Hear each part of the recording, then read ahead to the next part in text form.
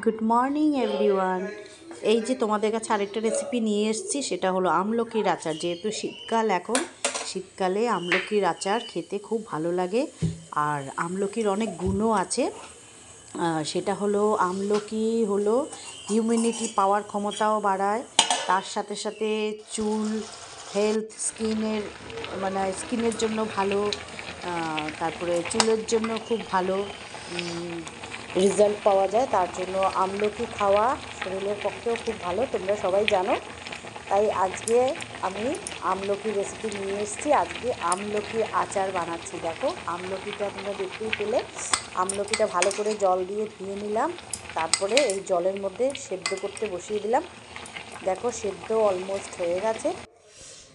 এই যে দেখো, আমলকিটা সেদ্ধ হয়ে গেছে। এবার আমি আমলকিটা খুব গরম, তার জন্য এই আমলকিটার জল ঝরানোর জন্য আমি একটা ঝুড়ির মধ্যে ঢেলে নিলাম।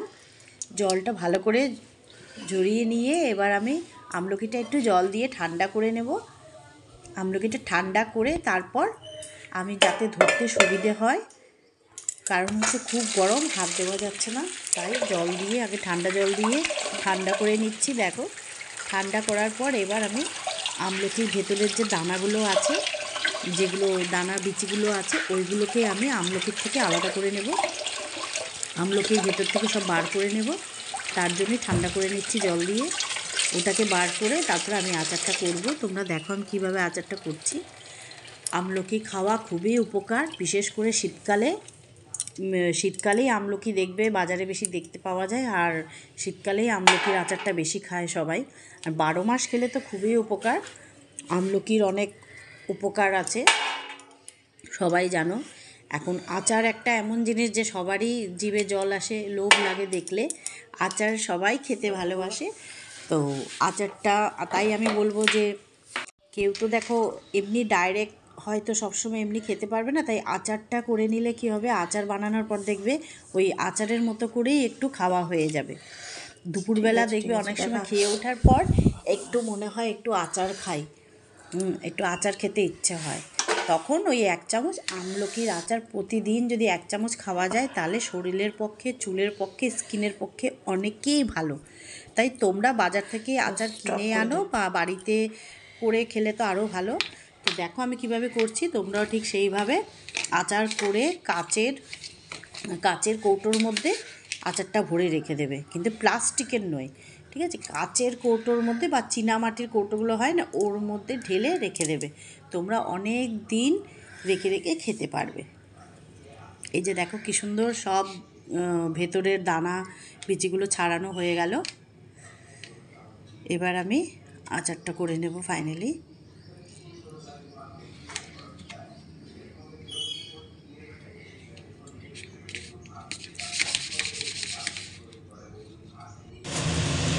এবার এই যে আমি কড়াতে সর্ষের তেল দিয়ে দিলাম, তেলটা গরম হয়ে গেল, তার মধ্যে 5 ফোড়ন দিলাম। তোমরা ডাইরেক্ট 5 ফোড়ন দিলে ভালো, তার মধ্যে তো সব রকমেরই ফোড়নের জিনিস মেশানো থাকে, যার নাম হচ্ছে 5 ফোড়ন। 5টা ফোড়নের আইটেম থাকে। আবার কেউ আছে আলাদা আলাদা করে দেয়, আমি দেখেছি, যেমন জোয়ান, মেথি, মৌরি, কালো জিরে, এমনি গোটা জিরে সব মিশিয়ে 5টা ফোড়নের জিনিস আলাদা আলাদা করে দেয়। তো 5 ফোড়নের মধ্যেই সব আছে, যার কারণে আলাদা কিছু দেওয়ার দরকার নেই, 5 ফোড়ন দিয়ে ফোড়ন দিলেই হয়ে যায়। এবার আমি ফোড়ন দিলাম, দিয়ে দেখো আমি আমলকিগুলো ঢেলে দিলাম। এবার আমি একটু ভালো করে তেলের মধ্যে নাড়াচাড়া করে নেব। এত সুন্দর গন্ধ বেরিয়েছে, মানে তোমাদেরকে কি বলবো। ফোড়ন দেওয়ার সঙ্গে সঙ্গে, মানে ফোড়ন দেওয়ার পরে যে আমলকিগুলো কড়াতে দিয়ে দিলাম, দেওয়ার পরেই সুন্দর গন্ধ বেরিয়ে গেল। তার মধ্যে আরও কী কী মশলা করবো তোমরা দেখো। এবার আমি কি কি মশলা দিচ্ছি দেখো। এই যে এটা হলো কাঁচা লঙ্কা দিয়েছি, ঠিক আছে? কাঁচা লঙ্কার একটা আচার করেছিলাম, একটু ওই যে সর্ষে দিয়ে কাঁচা লঙ্কার একটা আচার করেছিলাম। তো কাঁচা লঙ্কার ওই আচারটাও এর মধ্যে একটু দিয়ে দিলাম। তোমরা আচার দিতে হবে তেমন কোনো কথা নেই, এবার কাঁচা লঙ্কা কুচিয়ে দিতেও পারো। আমি একটু কাঁচা লঙ্কা কুচিয়ে দিলাম একটু ঝালের জন্য আর একটু টেস্টের জন্য, ওই জন্য। তারপরে এবার দিলাম হলো ধনে গুঁড়ো। তারপর এই যে একটু হলুদ গুঁড়ো দিলাম, একটু হলুদ গুঁড়ো দিলাম, এবার একটু সামান্য লঙ্কা গুঁড়ো দিলাম একটু কালারের জন্য। কাঁচা লঙ্কা দিলে লঙ্কার গুঁড়ো না দিলেও হয়, তাও আমি একটু কালারের জন্য দিলাম। এই যে স্বাদ মতো একটু নুন দিলাম, মানে লবণ। এবার আমি পাতিলেবুর রস দিয়ে দিলাম। লেবুটাকে এই যে ভালো মতো চিপে দেখো রস বার করে এই যে দিয়ে দিলাম। একটু পাতিলেবুর রস দিলে গন্ধটা ফ্লেভারটা খুব সুন্দর হয়।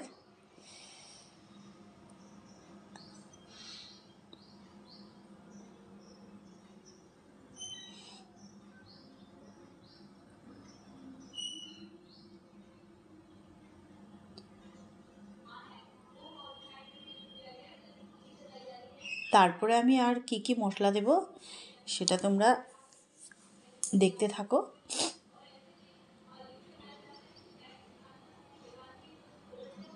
তোমরা দেখতে পেলে যে আমি একটু লঙ্কা গুঁড়ো, একটু হলুদ গুঁড়ো, একটু জিরে গুঁড়ো, একটু ধনে গুঁড়ো আর একটু লবণ দিয়েছি।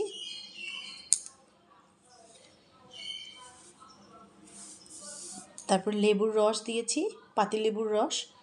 এবার আমি দিয়ে দেবো হিং। এই যে তোমরা দেখতে পাচ্ছ হিঙের কৌটো। এই যে এবার আমি একটু বেশি করে হিং দিয়ে দিচ্ছি। কেন আচারের মধ্যে একটু হিং না দিলে ভালো লাগে না। আচারের আসল জিনিসই হলো একটু হিং। হিংটা দিলেই দেখবে তবে আচারের গন্ধটা বেরোবে, আচারের ফ্লেভারটাই একটু আলাদা ধরনের হবে, তবে মনে হবে যে আচার খাচ্ছি। এবার আমলকি শুধুও খাওয়া যায়, মানে খাওয়া দিয়ে কথা, কিন্তু একটু আচার করে নিলে কি হয় যে কারো খেতে সেরকম লাগবে না, যে আচার তো আচার হিসেবে দেখবে টেস্টও লাগবে, সবাই 1 চামচের জায়গায় দেখবে 2 চামচ খাবে, তার জন্য আচার করে নিচ্ছি।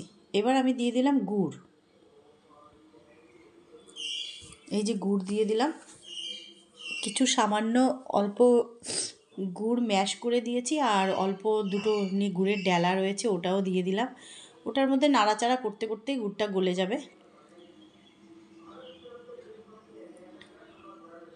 এই যে দেখো,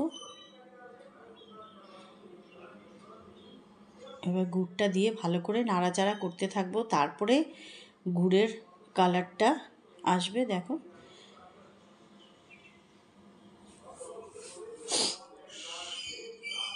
খুব সুন্দর স্মেল বেরিয়েছে। এবার দেখো গুড়টা দিয়েছি, দিয়ে সামান্য একটু জল দিয়েছি, মানে জল ওই নামমাত্রে ছিটাফোঁটা দিয়েছি। তার থেকে এমনিতেই দেখো গুড়টা যখন গলে গেল এমনিতেই দেখো জল বেরিয়ে গেল। এই দেখো এবার এটা তো অলমোস্ট সেদ্ধ করাই, তারপরেও আমি একটু গুড় দিয়ে করেছি যাতে গুড়টা ভালো করে গলে যায়। আর একটু গুড় লাগবে মনে হচ্ছে, তাই আর একটু আমি অলরেডি গুঁড়ো করা গুড় আছে, দেখো পুরো। এটা আর আলাদা করে কিছু গুঁড়ো করতে হবে না, এটা আমি কৌটো কিনে এনেছিলাম, ওই গুড়ের রেডিমেড কৌটো কিনে এনেছিলাম, ওটাই আর একটু গুড় লাগবে বলে দিয়ে দিলাম। এবার ভালো করে শুধু নাড়াচাড়া করতে থাকবো। আচার হয়েই এসছে। আমার যা যা উপকরণ দেওয়ার ছিল আমি সব দিয়ে দিয়েছি এর মধ্যে। এখন আর কিছু আলাদা আর কিছু দেওয়ার বাকি নেই।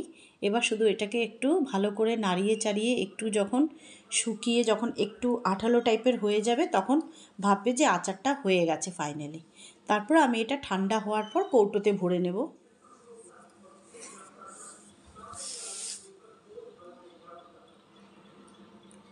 দেখছো কি সুন্দর রং চলে এসছে, এটাই হলো আচারের রং।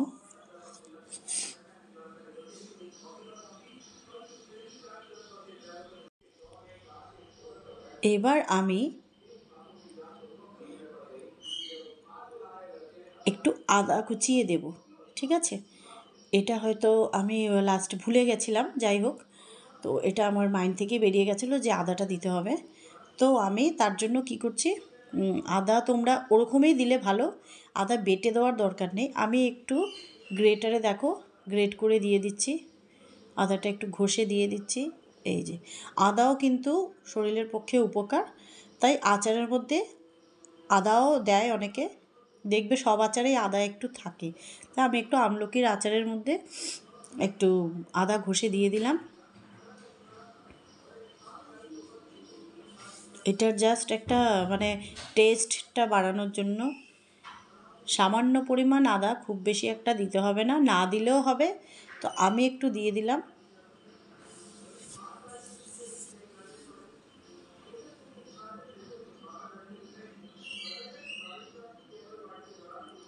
দেখো কত সুন্দর হয়ে এসছে। এই দেখো ফাইনালি এবার আমার আচারটা হয়ে গেল, তোমরা দেখতেই পাচ্ছ। দেখো আচারটা কত সুন্দর হয়েছে, এই দেখো ধুয়ো উঠছে।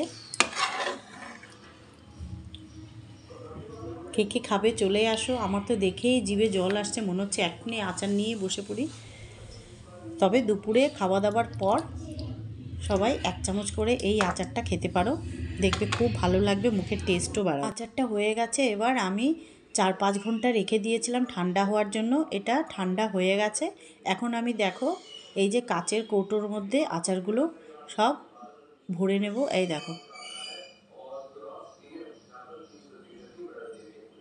দেখেছো তোমরা কি সুন্দর কালার এসছে। এবার আমার আমলকিগুলো একটু কম হয়ে গেছে, যেহেতু সেদ্ধ করার পর অনেকটা কমে এসছে। যে কোনো জিনিস দেখবে সেদ্ধ হওয়ার পর জিনিসটা দেখতে প্রথমে একটু বেশি মনে হয়, তখন কমে যায়।